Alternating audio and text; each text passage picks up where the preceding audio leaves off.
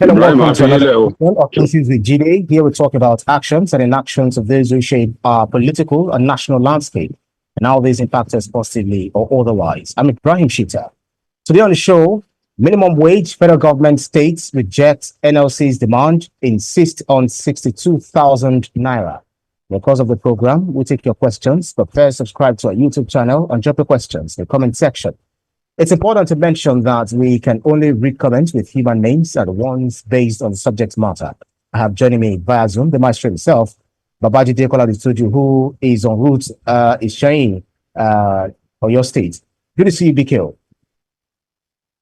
Good to see you. That's right. Now, let's get right into it. The federal government may be on a collision course with governors and the private sector for agreeing to pay a minimum wage higher than 60,000 naira, while governors and private sector are bargaining for a lower figure. What do you think we are headed? Where do you think we are headed in this forth and back, BK?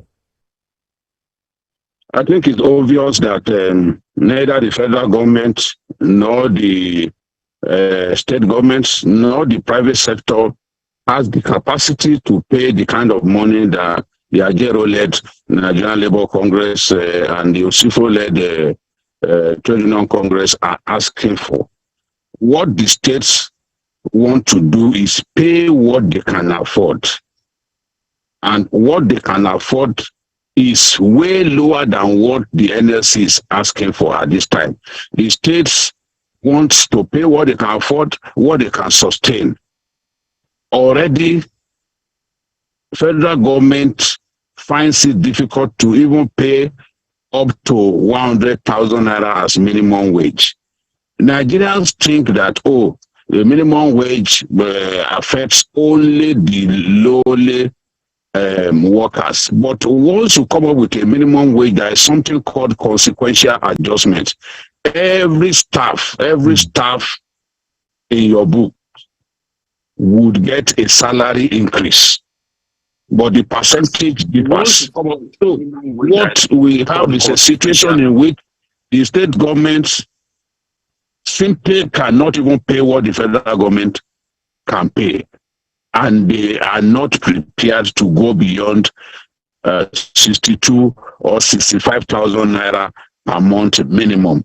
The NLC and the TUC should at this point be realistic. I understand that they've come down from their high horse to 250,000 naira per month. But even 250,000 per month is too high, and neither the federal government nor the two other critical stakeholders, I was talking about the state government and the private sector, can afford to pay 250,000. We said it at the beginning that, look, a minimum wage pegged at initially 618,000 and then 494,000 is way beyond what the government in our country and the private sector can afford. But Labour did not listen. So I wonder now how the Ajero and other labor leaders are thinking, because no one can afford what they are asking for. The economy cannot support what they are asking for at this time. It's just not. We have to do the maths and ask ourselves, how much do we need to be able to pay workers even 62,000 naira per month as minimum wage? Is very high, because at the end of the day, every worker will get a pay rise. Whether you're on level 17 or not, you will get a pay rise, because they will do incremental adjustment to ensure that junior workers do not begin to earn the same salary as their seniors who are on level 8 and above. And that can happen if you fail to extend the salary increase to other categories of workers. So it's not only the junior workers alone that benefit from minimum wage. Looking at the private sector, a good number of them, if they are pushed to the wall, they are going to have to retrench. No law bars a company from retrenching staff. there are actions need come up with consequences. If you insist that you must get your employer to pay way higher than your employer says he can afford, your employer will begin to look in the direction of retrenchment of workers or casualization of workers, as a lot of the banks do. Well, the way it is today, banks and some categories of employers of labor actually do not pay workers what they should pay them. They casualize workers and pay workers peanuts. We are going to see a lot more of that happening by the time this whole minimum wage issue is resolved. So I believe that the federal government finds it difficult to pay 100,000 and above. Initially, there was this rumor that the federal government was prepared to pay 105,000 naira as minimum wage. That claim has already been denied, and I believe that they are trying to push, encourage labor to agree to something in the region of 62,000 naira or 65,000 naira. In this case, governors are already accusing the federal government and others of even demonizing them, because governors were the first to come out to say, look, we will only pay what is affordable and what is sustainable. At the end of the day, I believe that labor will have to come down from this extremely high horse and accept a minimum wage that is far below its estimation. For me, as an individual, I would want to see a minimum wage a little in excess of 100,000, maybe 115,000, maybe 120,000. But you and I know that because it is a minimum wage that is backed by law, you expect everybody to comply. But in a situation in which companies are gasping for breath, companies have been overtaxed in Nigeria, and with the inclement economic situation that we found ourselves, many companies will find it difficult to pay up to 100,000 as minimum wage, and they've already made it clear that they cannot afford something that high. I believe that labor has to come down to something in the region of 100,000. If labor does not come down to something in the region of 100,000 or 105,000, it will be difficult for them to hammer out a deal. And I've said it before that this kind of negotiation takes a long time. So to say that, that if you do not close the deal by May 31, you go on strike, I think it was irresponsible of labor to have done that, especially after government committed to backdating payment of minimum wage to May this year. They've said that whatever happens, implementation will take effect from May this year. So that made the strike unnecessary. You do not then say, because you have not closed the minimum wage deal as by May 31st, you are going on strike. I think that was wrong. That strike was unnecessary. And we've been proved right, because they've had to go back to the negotiation table. And in spite of going back to the negotiation table, the stakeholders have not been sufficiently bullied or sufficiently forced to start thinking that, they have to pay what labor is asking for. What labor is asking for is huge. This is a fact. So they've not succeeded in blackmailing the stakeholders. They've not succeeded in blackmailing the stakeholders to agree to what they want them to pay. That's right, BK. So, but then, just like you said, and we both contend that, the major argument by the governors, according to insiders, is that the states will be left with nothing for developmental projects. Yeah, can you hear me, BK? Yes. Can you hear me?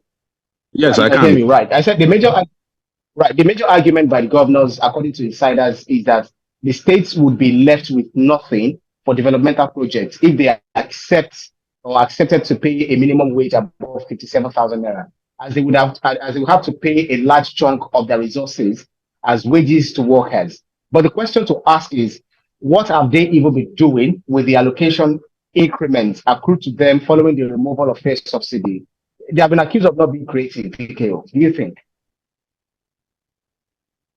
Yeah, but that is you can't accuse every governor of not doing anything.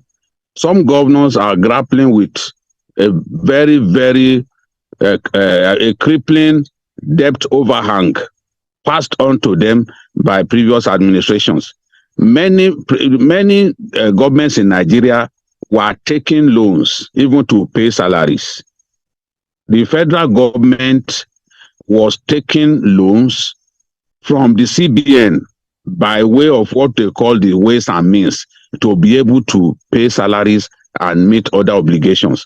People need to know that these days you have to spend a lot more on refuse evacuation, on fixing roads, because a lot of these things, like fixing roads, it costs a lot more now to fix roads.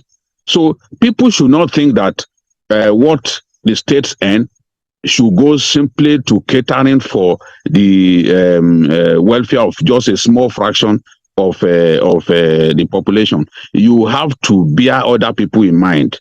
Workers constitute a small fraction of the population of our country and the population of people in the states. So you have to think of other things. You have to spend money on other things, on agriculture, on roads repairs, on water, on sanitation. All of these things cost money, and it's not right to simply conclude that many governors are not working until you go to a state. For example, I used to think that the governor of Yobe was one of the governors who was not really doing anything until I went there and saw some of the giant strides in the area of health. For example, the biggest mother and child care hospital in Nigeria is in Yobe State. I wouldn't have known that if I didn't go there.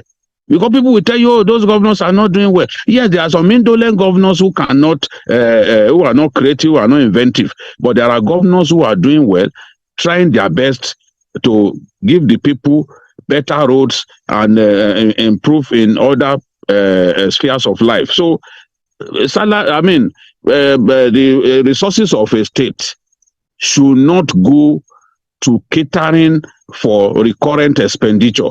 That is like salaries and other overheads. No, we should be able to have a lot more in the kitty that we can spend on roads, on improving, reducing rural urban migration by taking development to the rural areas and creating companies that will generate employment for our people, improving our commitment to agriculture in a way, because agriculture still remains the biggest employer of labor. So I want to see governments invest a lot more in agriculture. I want to see government invest a lot more on water supply, on sanitation. And security is a big money guzzler now. In the north, for example, a good number of the governors are spending so much money on security, providing infrastructure and other incentives for the armed forces, even buying them operational vehicles to carry out operations against bandits and other enemies of our country. So we cannot say that governors, they are really not doing anything. Some of them are doing anything, although I admit that a lot of the governors who are earning a lot are actually not doing much. But debt overhang is a big problem for a lot of the governors, because many past governors were simply taking loans and postponing the evil day. Today, you can see some states like Ogun, for example, they have to service their debt. Look at the problem that Kaduna has now. By the time Kaduna services its debt in a particular month, there is not even enough to pay worker salaries. Yes, not enough to pay worker salaries. And we are even still talking about salary increment for workers. How will a state like that deal with the situation? So this is the thing. We have a situation in which some states are not even paying the 30,000 minimum wage. Labour had to appeal to the governor of Abia State the other day that he should please pay 30,000 minimum wage. And we are talking about 494,000. Where will Lotri find the money when he cannot pay 30,000? Where will the governor of Zamfara find the money? So there are governors like that who have not even been able to pay the old minimum wage. So we need to do our best, you know,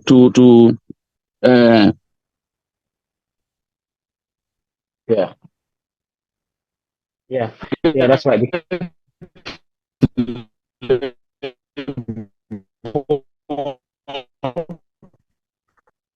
Nikhil, can you hear me? Okay. Nikhil, can you hear me?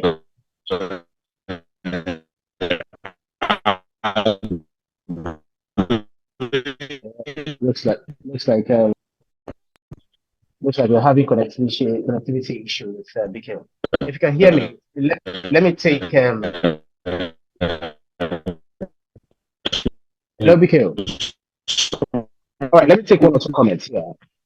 John Onorimo says, Nikhil, I had so much hope on agriculture, marine, and blue economy, but they seem silent.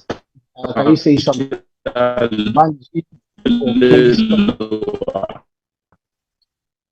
Looks like Nikhil is freezing. Hello, Nikhil. Looks like Nikhil's network is a bit freezing, so we may have to just take one or two comments.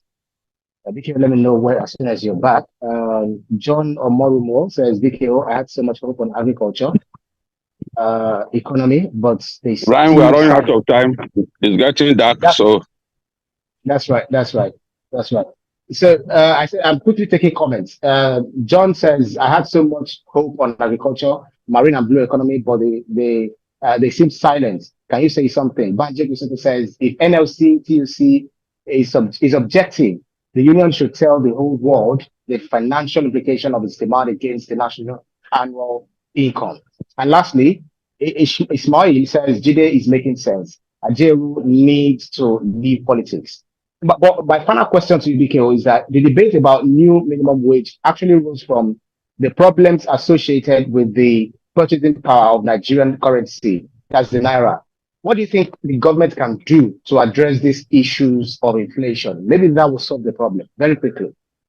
The idea of minimum wage has nothing to do with the value of our currency. The law says every 5 years you must review the minimum wage, and that's the way. That's what will continue to happen until we amend the constitution. So the minimum wage demand is a constitutional issue. It has nothing to do with even if our currency is stronger than the American currency. The constitution says every 5 years you must review the minimum wage. So that's what it is. So it's a legitimate demand. That's right, because because of our time, we just need to call it a day and allow you to join your trade, because you're actually in transit. Thank you very kindly, BKO. That's our show for today's edition of Issues with Jide. Special thanks to you, Babajide Kolade-Otitoju, for those insightful analyses as always. And we wish you bon voyage.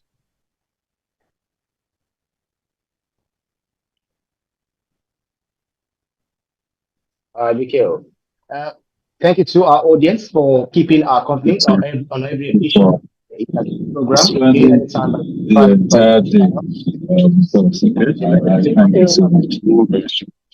You can also follow us on our social media platforms at TVC News On. I'm also at Ibrahim Shita. On behalf of the rest of the team, I'm Ibrahim Shita. See you again next edition. Bye for now.